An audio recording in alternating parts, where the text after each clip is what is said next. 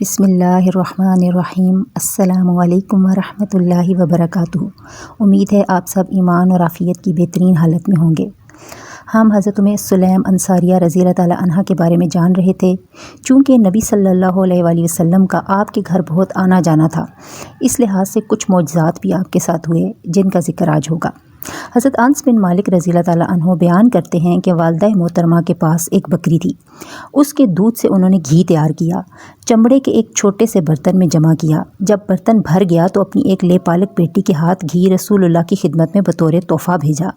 رسول اقدس نے اہل خانہ سے کہا، گھی نکال لو اور برتن خالی کر کے واپس دے دو۔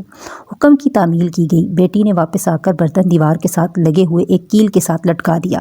حضرت سلیم انصاریہ رضی اللہ تعالیٰ عنہ نے دیکھا کہ برتن لٹک رہا ہے اور گھی سے بھرا ہوا ہے، بلکہ گھی کے قطرے نیچے گر رہے ہیں۔ بیٹی سے کہا، میں نے تجھے کہا تھا کہ یہ رسول اقدس کی خدمت میں پیش کر آؤ اور یہ ابھی تک یہیں پڑا ہوا ہے۔ اس نے کہا، اماں جان، میں آپ کے حکم کی تعمیل کرتے ہوئے گھی رسول اللہ کے گھر پہنچا آئی ہوں اور خالی برتن لا کر میں نے کیل سے لٹکایا ہے۔ یہ بات سن کر انگشتیں بددار رہ گئیں کہ یہ ماجرا کیا ہے۔ برتن خالی لٹکایا گیا اور اب یہ بھرا ہوا ہے۔ یہ منظر دیکھ کر خود رسول اللہ کی خدمت میں حاضر ہوئیں۔ یہ عجیب و غریب واقعہ آپ کی خدمت میں پیش کیا۔ آپ نے فرمایا، ہاں بیٹی آئی تھی، ہم نے آپ کا بھیجا ہوا تحفہ قبول کر لیا۔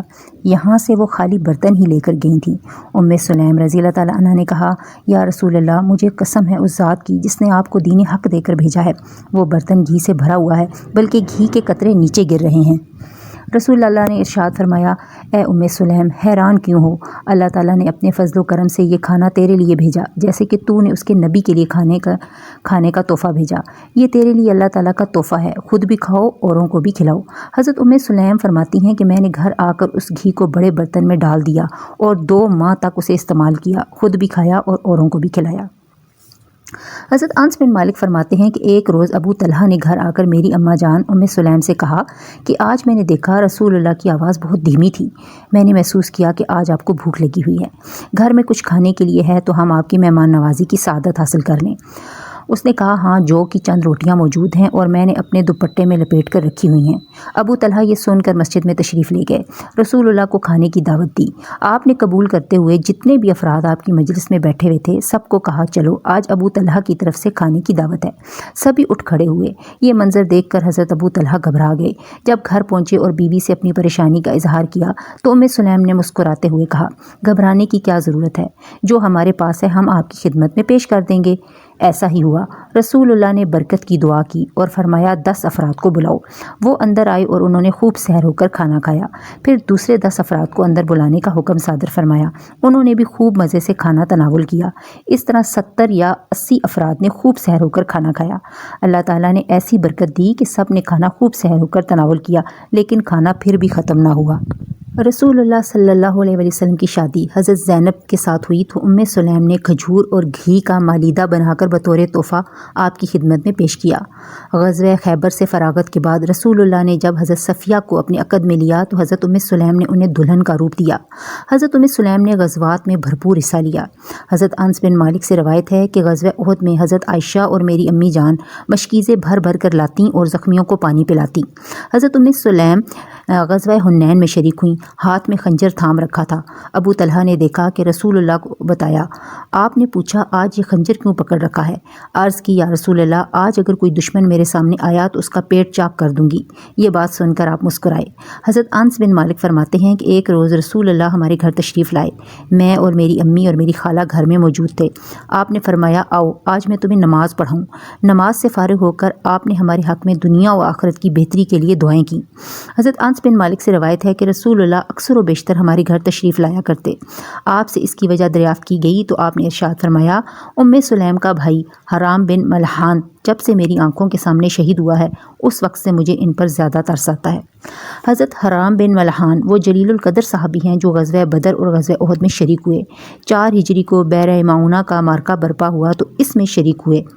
دشمن نے پیچھے سے تاک کر تیر مارا جو ان کی کمر میں پیوست ہو گیا تو انہوں نے تاریخ اسلام کا یہ مشہور جملہ اپنی زبان سے ادا کیا، مجھے رب کعبہ کی قسم میں کامیاب ہو گیا۔ ان کے بھائی سلیم بن ملحان بھی اسی معرکے میں شہید ہوئے۔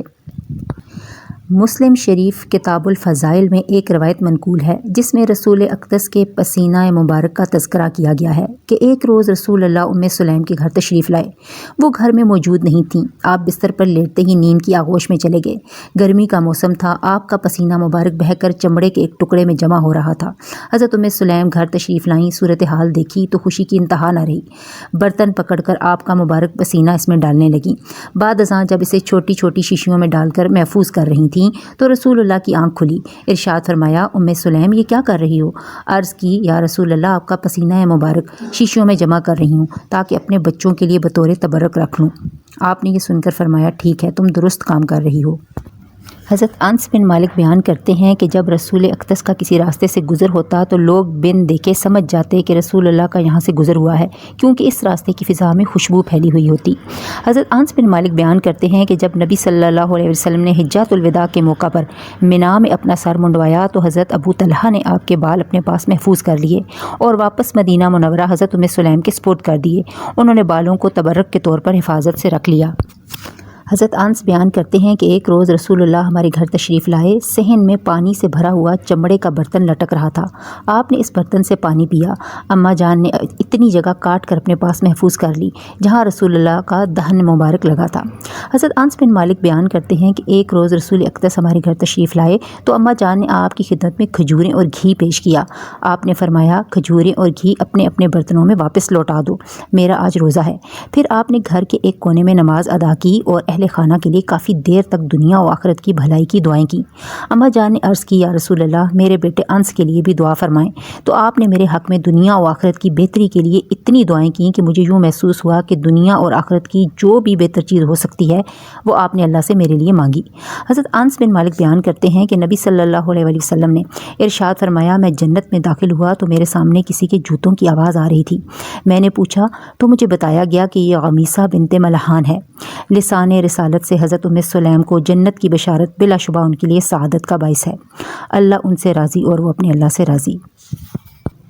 یہ تھیں جی خوش نصیب حضرت ام سلیم انصاریہ رضی اللہ تعالیٰ عنہا۔ اللہ تعالیٰ ہمیں بھی ان صحابیات کے نقش قدم پر چلنے کی توفیق عطا فرمائے، آمین۔ السلام علیکم ورحمۃ اللہ وبرکاتہ۔